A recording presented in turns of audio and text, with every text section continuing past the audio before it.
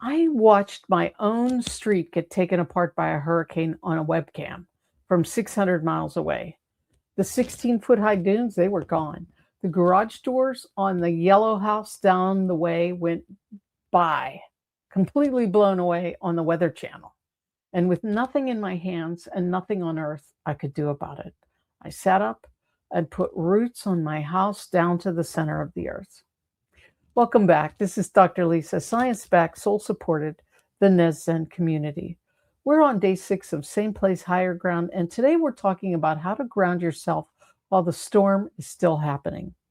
Here's my problem with most calming advice. It's written for afterwards.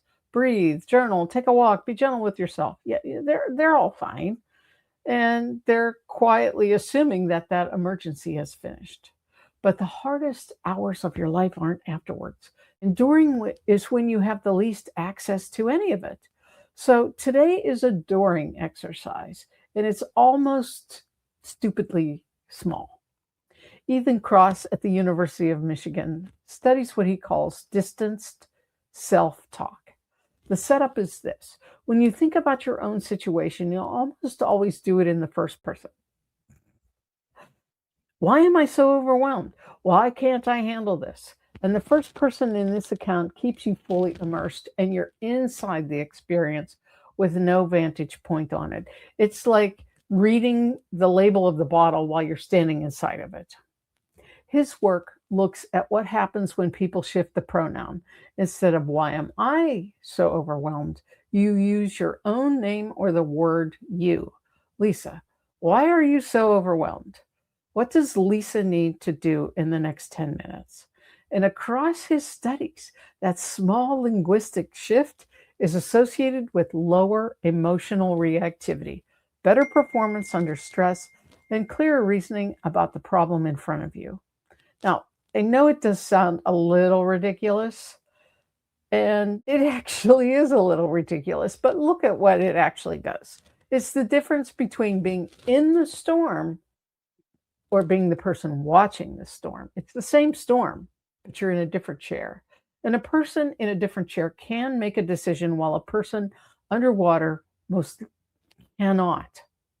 Cannot. Now, let me tell you about my actual storm. And this one had a name, Hurricane Florence. And I was living in the beach house on the north end of Topsail Island, and I was evacuated. If you're a local, it's Topsail Island, but spelled Topsail. I left on a Tuesday and I made it to Pittsburgh on a late, I think about Wednesday, but the storm didn't hit until Saturday night. And I did what everybody does now. I watched the webcam. I watched until I couldn't. I watched the Weather Channel, and the yellow house down the way was on the Weather Channel, and I watched the garage doors get washed away. Shock. Alarm. It hit me in the gut, and the wind speed kept climbing. And then here's what I wrote in the poem, and I didn't realize until years later that it was the most on-brand thing I've ever done. I grounded my house. I put roots in that sucker that went to the center of the earth. Now, I'm not telling you that visualization saved my house. So I don't know if it did or not, but 16-foot high dunes were gone. 4 feet of sand washed inland. In fact, the porta potty had sand up above the handle. The beachfront houses were trashed and my house came through. And I have no explanation for that beyond luck, elevation, and grounding. But look at what that grounding actually did for the woman doing it, me. 600 miles away with nothing in her hands. It gave me one thing to do in an hour where there was nothing to do. It moved me from watching a webcam and feeling like I was drowning to sitting up and putting roots into the house. That's Cross's chair in a completely different vocabulary. That it stepping far enough out to act instead of just absorbing it.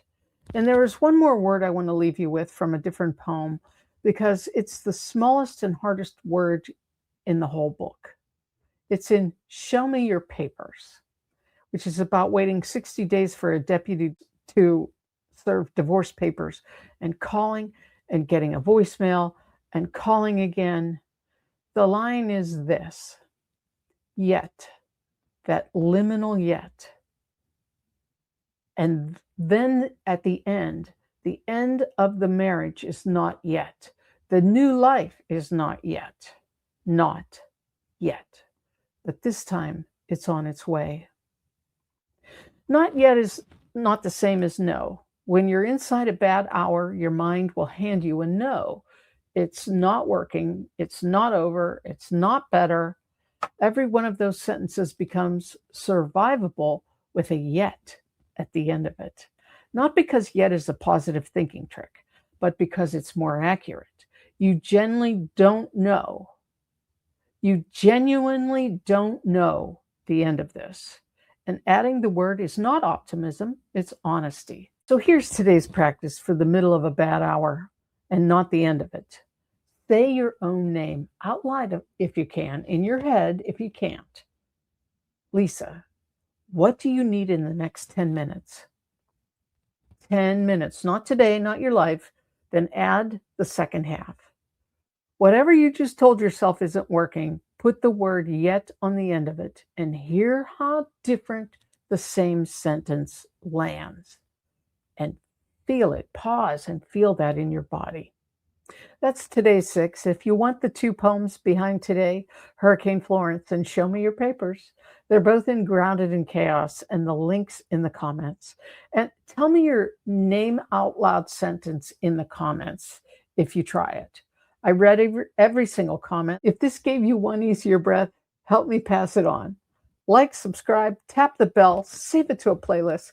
Every share brings one more person into the Nezzen community. And that's how we build this, one steadier day at a time. Tomorrow, we're going to close the week and I read the whole thing. Science-backed, soul-supported. This is Dr. Lisa for the Nezzen community.